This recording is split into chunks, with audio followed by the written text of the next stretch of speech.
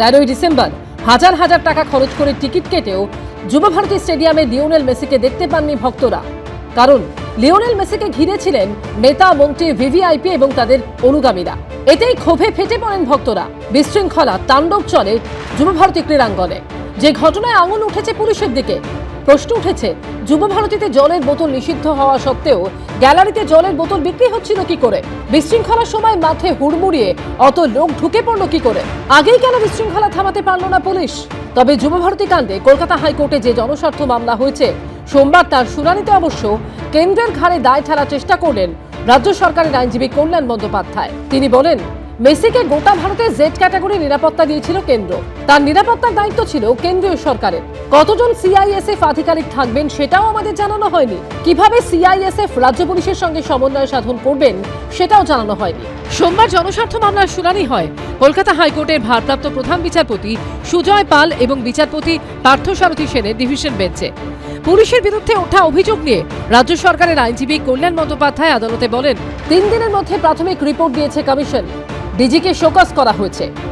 কাউকে আড়াল করার চেষ্টা করা হলে কেন ডিজিকে শোকজ করা হবে? অনুষ্ঠানের মূল উদ্যোক্তা ধৃত স্বতন্ত্র দত্তের আইনজীবী সোমবার আদালতে সওয়াল করেন, কলকাতা ছাড়াও হায়দ্রাবাদ, মুম্বাই এবং দিল্লিতে অনুষ্ঠান হয়েছে, কোথাও কিছু হয়নি, কোথাও তার বিরুদ্ধে কোনো অভিযোগ নেই। গেটের দায়িত্বে পুলিশ ছিল। অতিরিক্ত লোক কি করে মাঠে ঢুকলো সেটা আমরা বলতে পারবো না। 200 টাকার জলের বোতল নিয়ে কথা হচ্ছে। মাল্টিপ্লেক্সেও খাবারের দাম বেশি হয়। কেউ অভিযোগ জানান? কি করে স্টেডিয়ামে জলের বোতল ঢুকলো সেটা স্টেডিয়াম কর্তৃপক্ষ বলতে পারবে। অন্যদিকে রাজ্য সরকারের আইনজীবী কল্যাণ বন্দ্যোপাধ্যায় আদালতে বলেন, পুলিশ আয়োজকদের কাছ থেকে বিস্তারিত তথ্য চেয়েছিল, লিখিত কিছু তথ্য দেয়া হয়নি। পরে মৌখিকভাবে বলা হয় শাহরুখ খান, লিয়েন্ডার পেস, সৌরভ গঙ্গোপাধ্যায়রা আসবেন।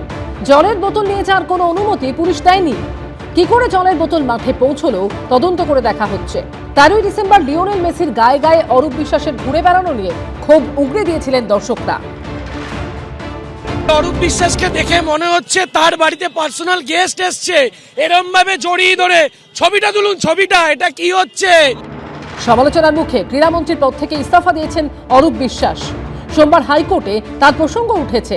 আদালতে রাজ্য সরকারের আইনজীবী কল্যাণ বন্দ্যোপাধ্যায় সওয়াল করেন, অরূপ বিশ্বাস ছাড়া আর কাউকে শনাক্ত করতে পেরেছেন মামলাকারীরা? মেসির সঙ্গে ছবি দেশের স্বরাষ্ট্রমন্ত্রীর ছেলেরও আছে।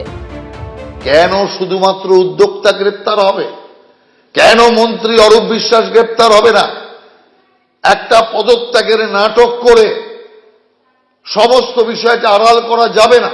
পুলিশ যে অপরাধ করেছে, সেলফি তুলে পুলিশ যে অপরাধ করেছে, তার জন্য পুলিশ আধিকারিকদের বিরুদ্ধেও কঠোর শাস্তিমূলক ব্যবস্থা নেওয়া দরকার।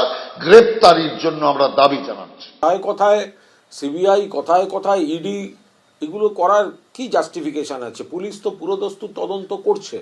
রাজ্য সরকারের তরফে যা যা ব্যবস্থা নেওয়ার সব ব্যবস্থা হয়েছে। তো কুম্ভ মেলায় যখন মৃত্যুর মিছিল হয়েছে, পদপিষ্ট, আগুন, তখন এই বিজেপির জনস্বার্থ মামলা, সিবিআই, এগুলো সব কোথায় থাকে?